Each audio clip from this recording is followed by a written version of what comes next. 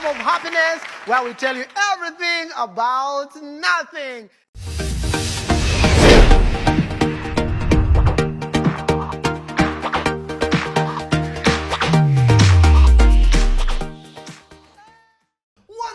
Where we're gonna run through. This is yours truly, Pablo Bangabe Oko Yitimere, the only Muchiga from Pakwach. One thing's for sure, my mother's son, whether you like it or not. Proudly brought to you by Wacky Edition. No, wreck it, bless it, make it, love it. Yaga yo, it's 2022. Yeehaw!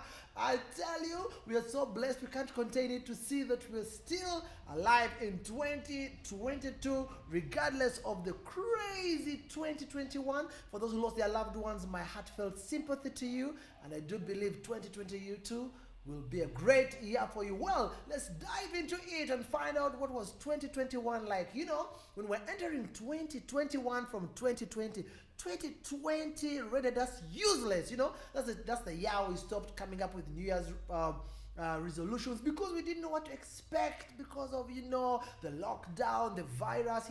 Hey, we started living our life like ninjas, man, wearing masks. You could even easily pass your spouse, even your landlord, without knowing who exactly they are. So it was crazy. We entered 2021 in a silent mode, but little did we know that that silence was preparing us for a chaotic parliamentary and presidential election. Whoa! But for me, the icing on the cake was the young John Katumba, 24-year-old John Katumba, for the first time ever in the history of Uganda.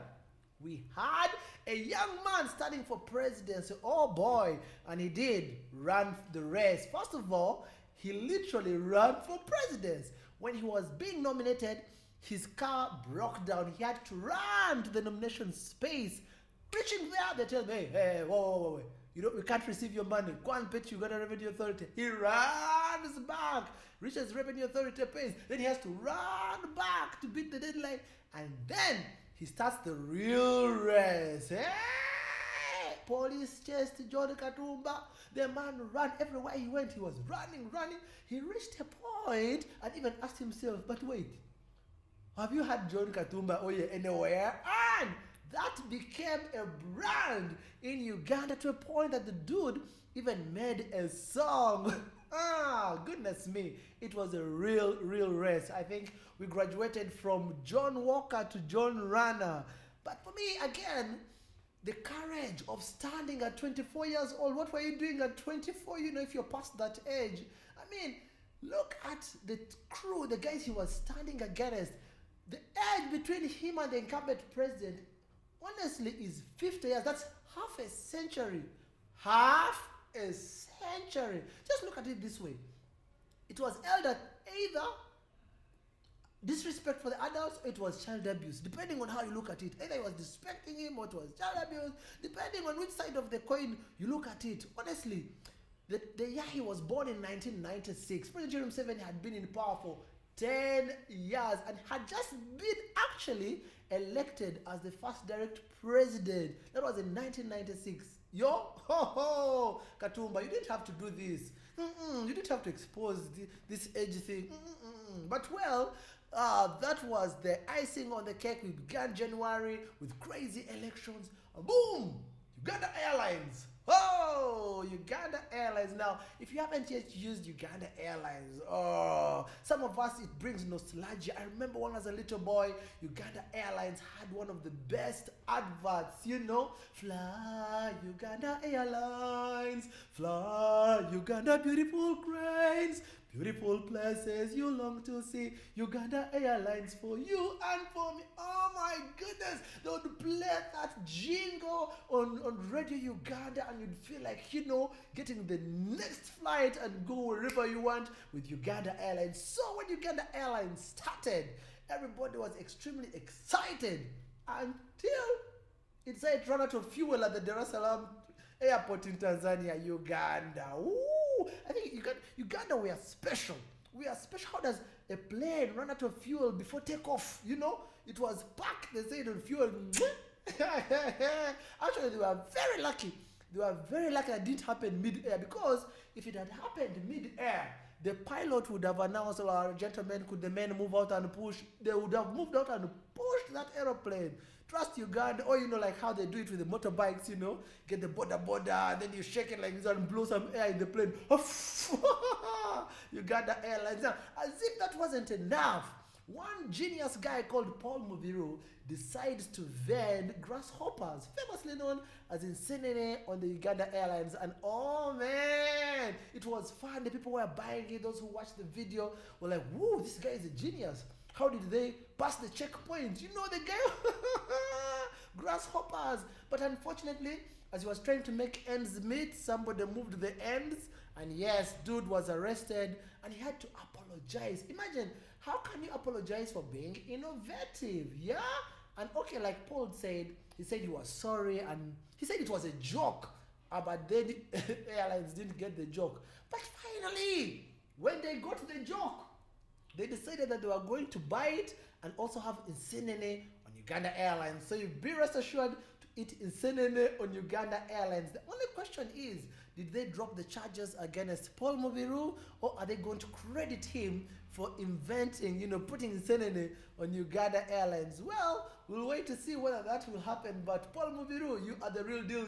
Give them a one. Well, while we're still there, the president made an appointment and appointed Nabanja as the prime minister. Now that was, people thought it was a joke because they didn't know her. People came up with all kinds of stories about Nabanja. But then actually they called her a fisherwoman, because the president appointed fishermen, just like Jesus, calling the fishermen. But true to her word, Nabanja, first thing she did was to get all those mafias who are doing fishy things, She smoked the fishy ideas. Those who are selling blankets, those small blankets to the refugees. And people there said, this woman is deadly, And there she was, a true fisherwoman, fishing them out and saying, "I will make you fishers of men, fishers of men." She fished those guys out. The only challenge that still remains a little bit fishy is the money that was given, We didn't know the money that was given for aiding during the lockdown. The 100,000 is still a little bit fishy, but yeah, we shall leave fishy things for the fishermen and we continue to find out where the rubber meets the road. Now, while we're still in that confusion, a new virus comes. We're still trying to figure out how to work with Delta, and Omicron comes. I'm still trying to find out who names these viruses, who gives them names, First it was Delta. We said, okay, Delta, it's okay, it's not in Uganda. The closest we had been to Delta was Delta Force, the movie. But now, they're encroaching on our food. It's now Omicron. Please, the person who's naming these things, please go slow because we still want. My grandmother can no longer eat macrons because she thinks that's where the name was derived from. So, hey, Omicron became Omicron. People were being vaccinated. Things were, extremely crazy. While we're still trying to figure out Omicron, guess what? The Afghanistan, the Afghanese came to Uganda and oh my goodness, Ugandans were extremely excited. People were promising to get a second wife, third wife, fourth wife, It was a wife thing kind of thing. But up to this day, they are still at the airport. We don't know. The Afghanis still at the airport. Wow. Teacher Pamela says, what went wrong? When are the Afghanis coming back? And then the teachers were extremely excited when they said that they're going to open schools. Teachers were extremely happy, but the parents, a little bit jittery, had cold feet because they didn't know what to expect. Anytime the first citizen would lock down after paying school fees, so you didn't know whether to pay or not to pay. And yes, finally, the schools have been opened, but it begs very many questions. After 2 years, do these students still remember the syllabus? I mean, a lot has happened. Kids have been in business. I saw a kid who told the mom that if you want me to go back to school, be prepared to give me 300,000 because that's what I've been earning making bricks. So you see, there's a lot of stuff happening. Uniforms no longer fit them. And yes, I think they'll have to change the school anthem because the first stanza says, "We young women and men of Uganda." These people are no longer young. They have grown. Yeah. Uganda, what are we up to? So there's a lot of stuff that's going to happen. We just keep believing that everything is going to be fine in 2022. Back to you. Make your New Year's resolution. Make sure you keep safe, wear your masks, social distance, and yes, I'll see you when I see you on the Wacky edition. Happiness is killing me. This one is according to me. I will. Thank you immensely for watching this video, and yes, we still have more where this came from. Feel free to subscribe by just clicking the bell and everything that, and then we shall do this together. Be the first to know.